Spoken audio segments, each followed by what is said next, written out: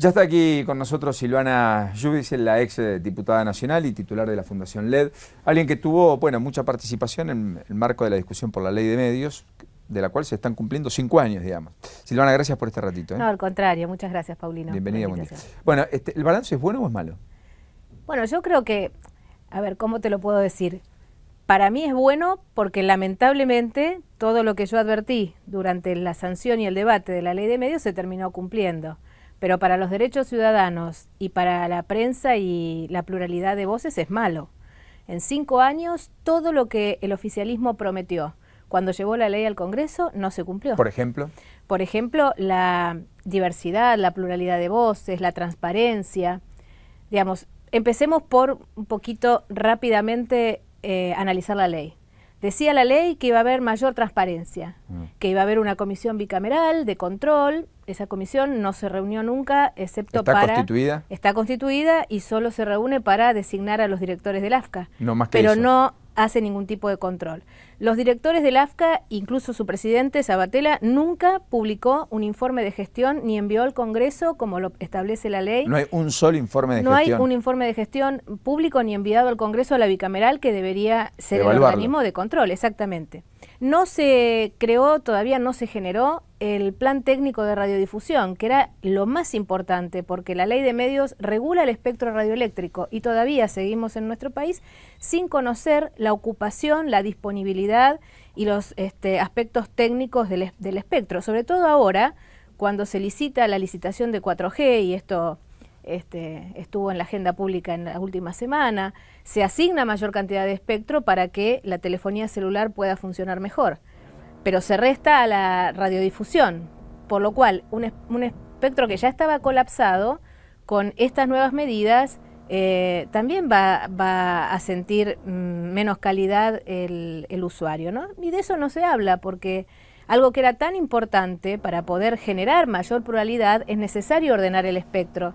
Si no, vos podés dar más licencias, pero todo el mundo se superpone, hay interferencia, ¿no? No se escucharía, digamos. No se escucharía, como pasa en la gran parte del país con la AM, que es imposible de escuchar, ¿no? Entonces, esas decisiones que la ley tenía, que eran buenas, que eran a favor de la transparencia, no se cumplieron. En cuanto a la desinversión y el régimen de multiplicidad de licencias, que era la batalla, ¿no? El nudo central de la ley. ¿Cómo desintegrar a grupos como Clarín, digamos? Claro, como la cláusula de desinversión, que te quiero decir, en aquel momento nosotros decíamos que nuestra ley, esta ley del kirchnerismo, era una ley restrictiva. Luego la comparamos con el resto de leyes de la región, con las de Venezuela, las de Ecuador, las de Bolivia, con la de Perú, y la ley argentina, en el tema del marco regulatorio de la radiodifusión, es la más restrictiva porque fue la única que planteó la desinversión en el plazo de 1 año. Ni siquiera Chávez hizo eso. La ley Resorte y la ley de comunicaciones de Venezuela esperó al vencimiento de las licencias para aplicar el nuevo régimen. Bueno, la mayoría, ¿no? ¿Bolivia también? Sí, Bolivia, incluso Ecuador. En ninguna de las 3 leyes se fijan estos plazos tan restrictivos para la desinversión. Entonces, porque hay que decir, digamos, que ningún medio tiene la licencia de por vida, tiene un periodo, 5 años, 10 años, exacto. En general son 10 años. En general son 10 años, pero además en nuestro país, Néstor Kirchner, antes de terminar su gobierno, prorrogó por decreto las licencias vigentes a 10 años. O sea, en el 2007, pese a que muchas vencían más adelante, 2009, 2010, las prorrogó hasta el 2017, inclusive la del diario Clarín. Así es, por el decreto 525 las había prorrogado. Se sanciona la ley de medios, es decir, que la ley se vuelve retroactiva porque modifica ese decreto, y lo más ridículo es que luego de sancionada la ley de medios, el Senado ratifica ese decreto de Néstor Kirchner.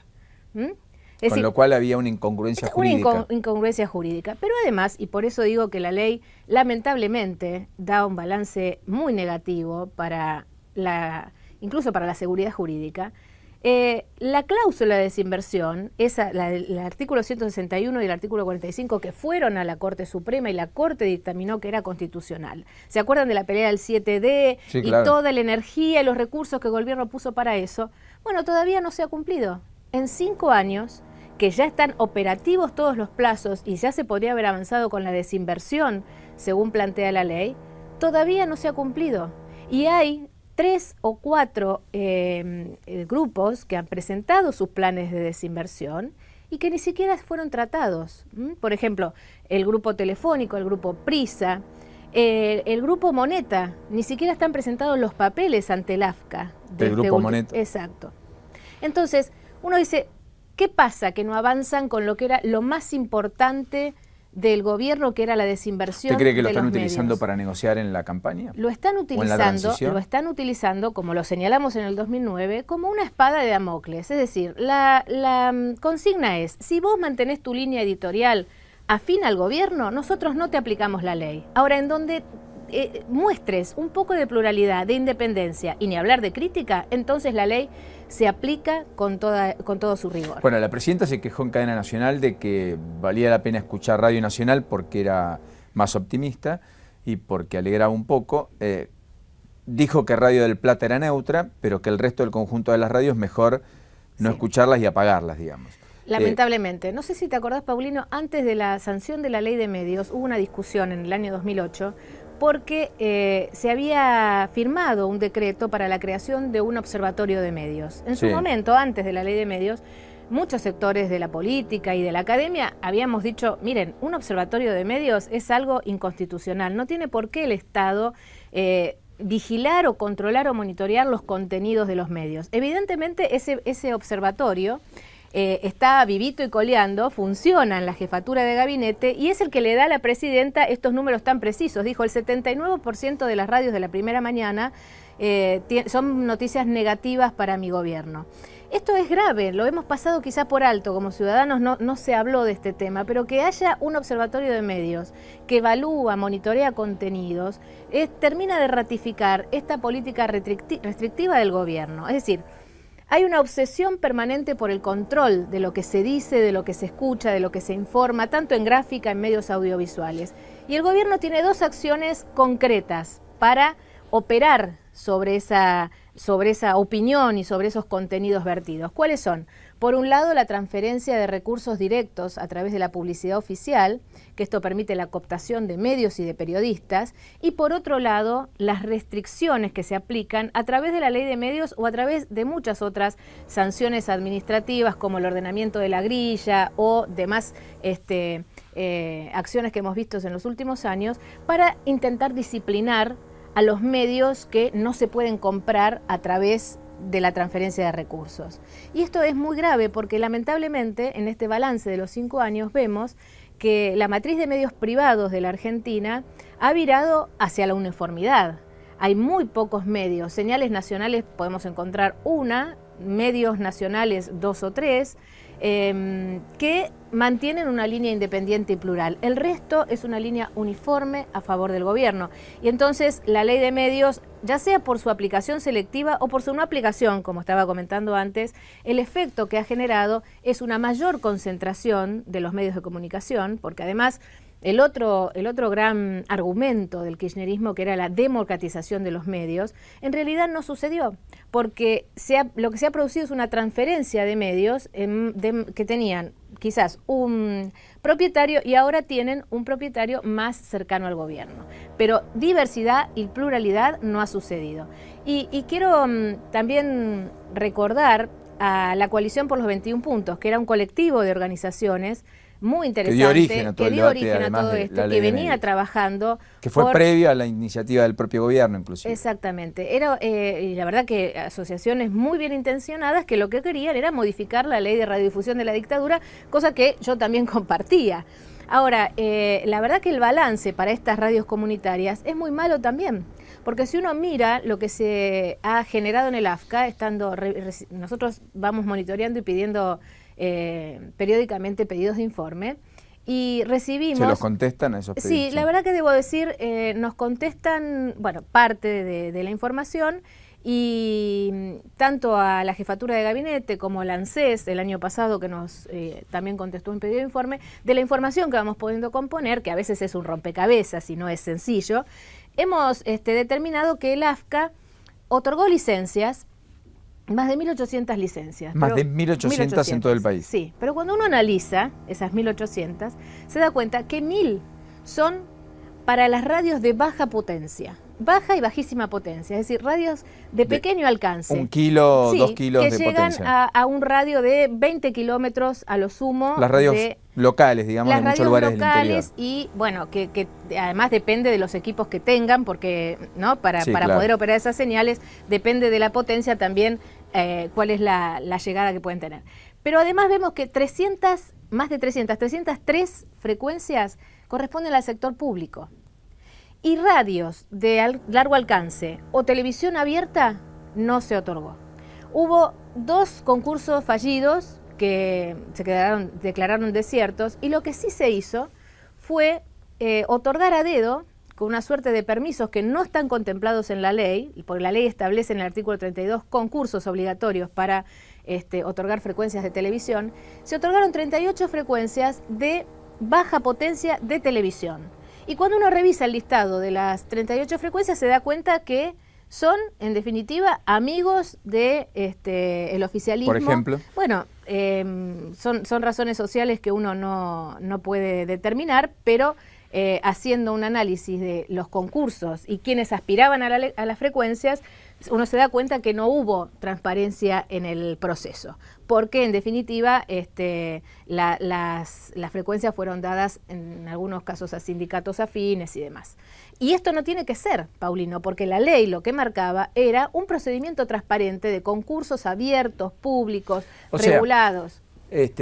A ver, lo importante es, no hay informes de gestión de AFCA, con lo cual es una irregularidad flagrante. No hay auditorías, digamos, y la bicameral no ha trabajado como el control que debía ejercer. No ha habido concursos suficientes para entregar licencias, no se han entregado licencias nacionales, masivas, etcétera.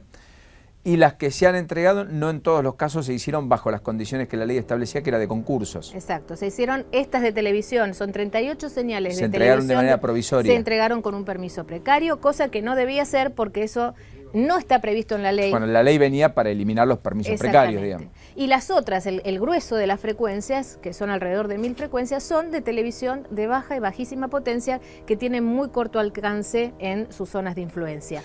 Entonces, a los medios comunitarios, a las radios originarias, porque también se hablaba mucho de favorecer el 33% del espectro tenía que ser para ese sector. Estamos muy lejos de haber logrado eso. ¿Cuánto se logró del 33 que se No podemos saberlo porque el plan técnico de radiodifusión no está hecho. Entonces uno no sabe cuál es el 100% de la disponibilidad. A 5 años tampoco está el plan técnico de radiodifusión. Tampoco está el plan técnico ni tampoco la norma nacional del servicio, que era otro elemento imprescindible para poder avanzar en los concursos.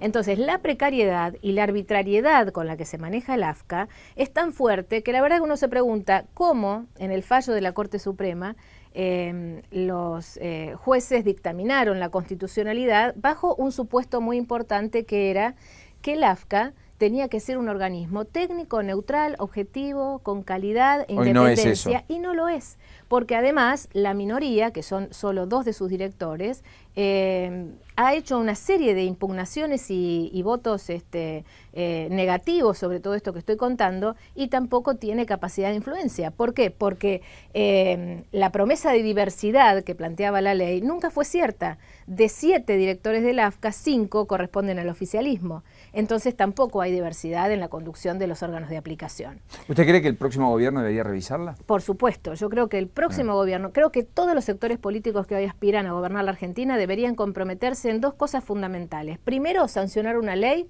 para regular la publicidad oficial, que antes de ayer ha sido incrementada por decreto en 300 millones de pesos, por ejemplo, y que llega a 1.500 millones de pesos por año, con lo cual tiene una capacidad de influencia sobre los medios de comunicación impresionante, y a reformar la ley de radiodifusión. La ley de medios debe ser una ley que facilite la innovación tecnológica, que facilite la pluralidad de voces y que no genere esta uniformidad en todo el país, que termina siendo únicamente la voz del oficialismo la que se puede escuchar en los medios de comunicación. Silvana Giudice, gracias por este ratito en la mañana. No, gracias a ustedes. Hasta la próxima. Muchas gracias. Ahí estaba la titular de la Fundación LED y una de las diputadas en su momento más activas, partícipes del debate en la ley de medios, con las objeciones, y a 5 años vista finalmente sus impresiones sobre lo que ha ocurrido y lo que está sucediendo.